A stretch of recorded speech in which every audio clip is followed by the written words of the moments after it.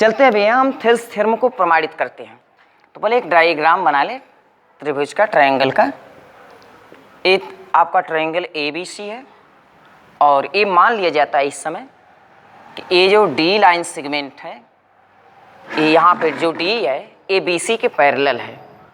तो देखो बच्चों, किसी भी थ्योरम को जब हम लोग प्रमाणित करते हैं ना, क्लास 9th में आपको पता होगा कि क्या क्या चीज़ें लिखी जाती है। सबसे पहले हम क्या लिखते हैं, हमें दिया गया है गिवन डेट जिसको बोला जाता है। सेकेंड प्लेस पर क्या लिखते हैं, हमें सिद्ध करना है, सिद्ध करना है, क्या लिखते थे अंग्रेजी में, टू प्रूव। और गिवन डेट या केवल गिवन कहिए। फिर उसके बाद एक बात होती थी रचना, रचना में को क्या बोलते हैं, कंस्ट्रक्शन। और लास्ट पर उपपत्ति, या जिसको हम प्रमाण भी बोला करते थे, ये आपका प्रूफ। तो क्या दिया है जरा चेक करते हैं। दिया है और सिद्ध करना, मैं आपको बता चुका हूँ या बताया था पिछले कक्षाओं में कि जो दिया है, जो सिद्ध करना है, जो स्टेटमेंट होता है आपका, जो स्टेटमेंट होता है उसी से हम लोग निकालते हैं कि क्या गिवन है और क्या सिद्ध करना है। तो स्टेटमेंट तो लिखा नहीं गया है, बट आप लोग सुन सकते हो क्या स्टेटमेंट है या क्या थ्योरम है। यदि किसी त्रिभुज की एक भुजा के समानांतर रेखा खींची जाए, अर्थात ये जो ट्रायंगल ABC है, इस ट्रायंगल ABC में ये जो लाइन D है ना, ये BC के क्या है, पैरेलल है, समानांतर है।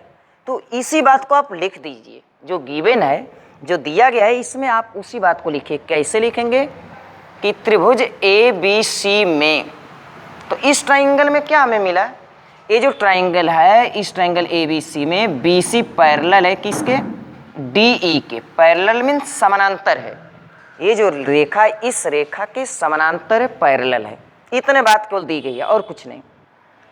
सिद्ध हमें क्या करना है, सिद्ध ये करना है कि अगर D इस BC के समानांतर हो तो ये सिद्ध करके दिखाओ कि AD अपान BD ये इक्वल होगा किसके, AE अपान CE के। इस बात को हमें प्रमाणित करके दिखाना है। अगर ये बात एक बार साबित हो जाए तो क्या करेंगे, जब क्वेश्चन में कहीं पर ऐसी बात कही जाएगी तो इस बात को हम डायरेक्टली तुरंत लिख लिया करेंगे। आगे बढ़ते हैं। रचना, रचना देखिए, रचना तो वैसे बहुत से लोगों के मुख से सुनने के लिए मिलता है कि सर क्या रट लें। रचना हम लोग कंस्ट्रक्शन कैसे करते, रट कर नहीं, कुछ लॉजिक होती, कुछ टेक्निक होती है, या फिर हम रचना कंस्ट्रक्शन इस हिसाब से करते हैं कि ऐसा अगर करने से हमें कोई पीछे की थ्योरम मिल जाए, कोई लागू हो जाए, तो उस हिसाब से कंस्ट्रक्शन को किया जाता है। यहाँ पर क्या करेंगे, रचना में आप लोग क्या करोगे बच्चों कि इस B को हम इस E पॉइंट से ज्वाइन कर देंगे, अर्थात B को हमने E से ज्वाइन कर दिया, मतलब B को E से मिला दिया। उसी प्रकार D को हम लोग किससे ज्वाइन करेंगे, C से। तो D को मैंने C से ज्वाइन किया, B को E से ज्वाइन किया। इसके अलावा भी और कुछ बातें हैं कंस्ट्रक्शन में ही होंगी, लेकिन हमें तो आगे बताना चाहिए, बट आप इसी जगह देखो क्योंकि रचना में आपको लिखना पड़ेगा ये सब। आप ये कार्य करना कि D से जो भुजा AD है, इस पे ए लंब H खींच दीजिएगा, EH। और उसी प्रकार पॉइंट जो BD है, इस D से जो सम्मुख वाली साइड है A, इस पर भी DG आप एक परपेंडिकुलर लंब ड्रा करेंगे। ऐसा क्यों होगा, ऐसा क्यों करेंगे, अभी जस्ट मैं बता रहा हूँ। तो रचना में क्या क्या लिखेंगे, आप लोग लिखोगे लाइन सेगमेंट, ऐसे बोल सकते हैं B को E से मिलाया, या फिर ऐसे लिख देना कि B रेखाखंड B और DC खींचा। इसके अलावा DG लंब है AC पर एवं HE लंब है इस AD पर, ऐसा आप लिख सकते हो। ठीक है, अब बात चलेगी उपपत्ति, प्रूफ। हम कैसे प्रमाणित करें कि AD अपान BD ये इक्वल है AE अपान C के। तो इसको बड़ी सरलता के साथ यदि समझना चाहते हैं तो क्या करता हूँ मैं, फिर से पुनः इसको आप लोग नोट कर लेना, इसको नोट कर लीजिएगा। मैं फिर से इस डायग्राम को हटाकर, इन सारी चीज़ों को हटाकर पुनः फिर से एक बार इसको समझाने का या फिर आसान भाषा में प्रूफ करने का प्रयास करते हैं। देखो बच्चों, ये हमारा क्या है, ट्राइंगल ABC है और इस ट्राइंगल ABC में AD पैरेलल है इस AB के।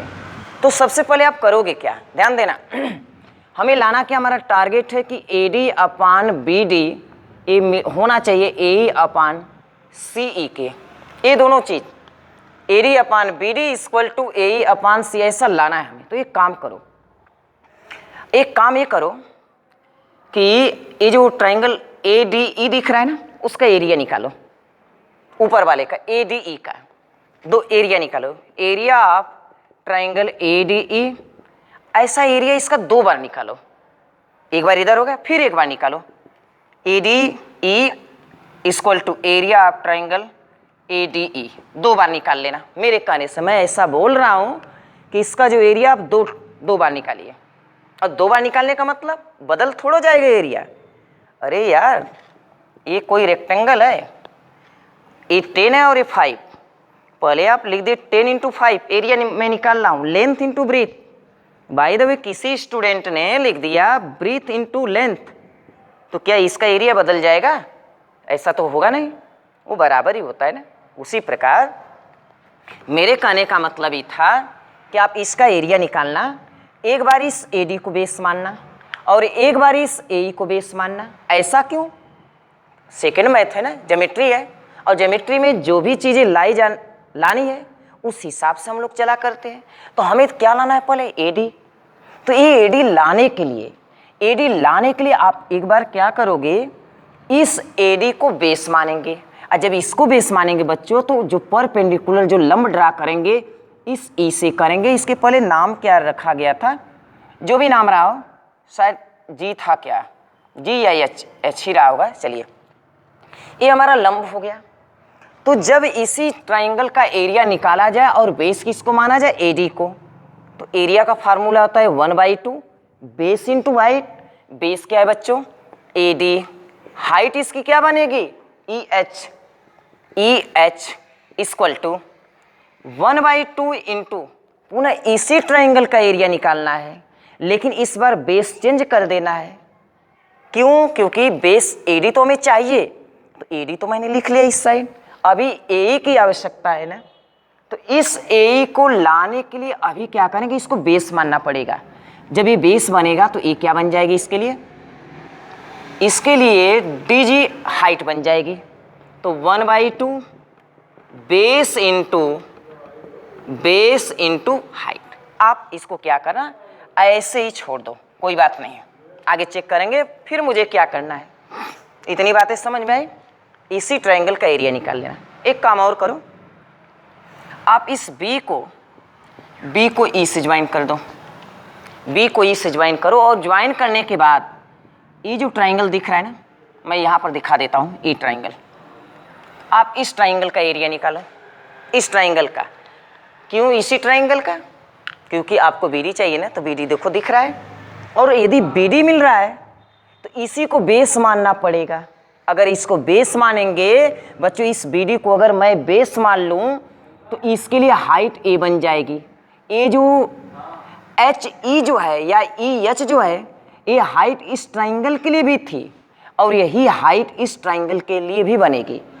तो लिखेंगे क्या, area of triangle BDE equal to 1/2 base किसको, BD को बेस, और हाइट क्या बनेगी, EH, अर्थात HEA बन गई आपकी हाइट। अगर ये बातें नहीं समझ में आ रही तो जरा सा समझ लीजिए रब पे। देखो प्यारे बच्चों, हाइट हम किसको बोलते हैं, जरा ध्यान देना। अगर ट्रायंगल आपका इस टाइप का है, मतलब न्यून कोण त्रिभुज हो, तो इसका जो परपेंडिकुलर जो हाइट होती है, अगर आप यहाँ से लंब खींचोगे तो इसके अंदर मिलेगा। आप यहाँ से इस पर परपेंडिकुलर खींचोगे तो अंदर ही उसकी हाइट मिलेगी, और सी से ड्रा करोगे तो यहाँ पर ही मिलेगा। तो ऐसे ट्राइंगल की जो हाइट होती है इसके अंदर ही, अंदर वाले अभ्यंतर में ही मिलती है। लेकिन अगर इसी ट्राइंगल को कुछ इस टाइप का बना दीजिए, राइट ट्राइंगल, तो देखो प्यारे बच्चे यहाँ पर इसकी हाइट ए बन जाएगी, इसकी यही साइड है उसकी हाइट है। या फिर जब इसको बेस मानेंगे तो ए वाली साइड क्या बन जाती है, उसकी हाइट बन जाती है। बातें समझ में आ रही है। और आगे बढ़े, अगर यहाँ की बात करेंगे, यहाँ से इस पे लंब खींचेंगे परपेंडिकुलर, तो ए वाली साइड भी इसके लिए हाइट का कार्य करेगी। जब आप इसको बेस मानेंगे तो ए हाइट बनेगी। लेकिन अब जरा सा ट्राइंगल इस टाइप का अगर मिल जाए तो क्या होगा, जरा सा चेक करते हैं। और इसी बेस पर इसी पर आधारित ये ट्राइंगल दिख रहा है। तो जब ऐसा होगा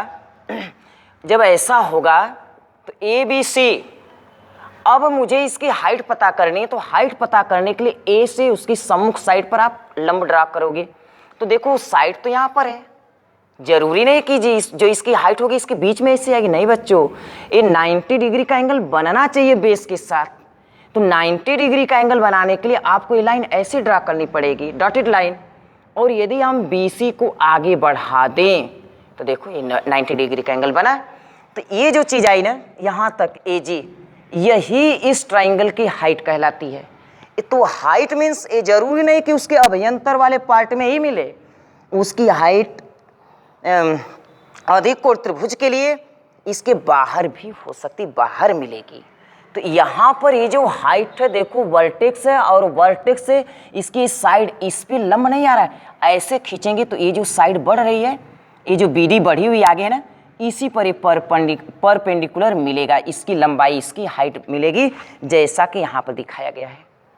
तो क्या मैं इस बात को अब सीधे सीधे डायरेक्टली लिख लूँ कि जब इस ट्राइंगल की हम बात करेंगे तो हाइट कौन मिलेगा, HE। और क्यों, कुछ यही लॉजिक लगेगी। बाकी बच्चे कंफ्यूज ये हो जाते हैं कि सर इसकी हाइट तो इसके अंदर आनी चाहिए, अंदर नहीं आएगी बच्चों। देखो इसका वर्टेक्स है और सम्मुख साइड पर आप लंब खींचोगे तो लंब ये नहीं बनेगा ना, ये 90 अंश का कोण नहीं बनेगा। 90 अंश का एंगल बनाने के लिए साइड इधर जानी चाहिए, और इसको आप बढ़ाओगे तो बढ़ी हुई भुजा पर ये लंब है, और बढ़ी हुई भुजा पर जो लंब है यही इस त्रिभुज की क्या बनेगी, हाइट बन जाएगी। तो अभी मैं इस बात को फटाफट लिखता हूँ, 1/2 बेस और इंटू हाइट। फिर एक कार्य और करो, इसको इक्वेशन नंबर सेकेंड लेट कर सकते हो, मतलब मान सकते हो। आगे चलते हैं, इस B को C से ज्वाइन करो। जब B को C से ज्वाइन करोगे बच्चों तो एक ट्राइंगल आपको ये नजर आ रहा होगा, इसका नाम है CDE। इसका भी एरिया निकालो, एरिया ऑफ ट्राइंगल CDE बराबर 1/2 बेस इंटू हाइट। अब जरा मुझे समझाओ, हम बेस किसको लेट करेंगे, CE को। क्यों, क्योंकि मुझे AD की ज़रूरत थी, AD मैं ला चुका हूँ। मुझे चाहिए था BD, BD भी देखो आ चुका है। AE की आवश्यकता थी, AE भी मिल चुका। तो छूटा कौन, C। तो इस ट्राइंगल के लिए हम इस C को क्या मानेंगे, बेस। तो बेस लिखो C इंटू हाइट। अब ध्यान दो कि जब इसको बेस मानोगे तो इसका अपोजिट शीर्ष ये है, यहाँ से लंब इस पे होना चाहिए।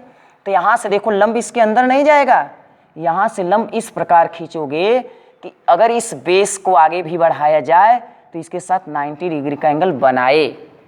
तो हाइट कौन बनी, DG, इक्वेशन नंबर 3। और आप क्लास 9th में एक बात पढ़ चुके हो, कौन सी बात, ध्यान देना। ये आपका एक बेस है एक, और ये इसके पैरेलल है। मैं थ्योरम को सुनाता हूँ, या देखिए यहाँ से नाम दे देता हूँ, यहाँ से ABC, A को B को A से और A को C से ट्राइंगल बना, और इसी B को A डैश से ज्वाइन कर दो और A डैश को C से, दो ट्राइंगल बने हैं। और यही चीज़ सिखाई गई थी कि एक ही आधार, देखो दोनों त्रिभुजों का आधार एक है, इसका भी आधार वही BC और इस त्रिभुज का भी आधार एक ही है, और इन्हीं समांतर रेखाओं के बीच बने हुए हैं। तो समांतर रेखाओं के बीच का मतलब ऐसा नहीं कि यहाँ से आकर मुड़ जाए, नहीं नहीं नहीं नहीं नहीं, ये जो समांतर रेखा जा रही है इससे मिलना चाहिए, इसके किसी पॉइंट से टच हो जाना चाहिए। तो कौन से थ्योरम पढ़े हैं कि एक ही आधार और समान समांतर रेखाओं के बीच बने हुए त्रिभुजों के जो क्षेत्रफल होते हैं आपस में बराबर होते हैं। कहने का मतलब कि ये आधार है, इस पर ये ट्राइंगल बना है और ये भी आधार है, समांतर रेखा वही जा रही है, ये भी एक त्रिभुज बना है।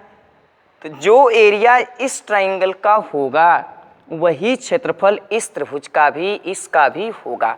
सपोज दैट इसका एरिया कितना है 50 वर्ग सेंटीमीटर, तो ये जो ट्राइंगल दिख रहा है इधर वाला, ये वाला हिस्सा, इसका भी एरिया कितना होगा 50 वर्ग सेंटीमीटर ही होगा। एक नहीं यार, आप और बनाओ ट्राइंगल और बना लो, तो ये इसका जो एरिया होगा इसका भी वही होगा, चाहे एक और बना लो, उतना ही सबका एरिया होगा।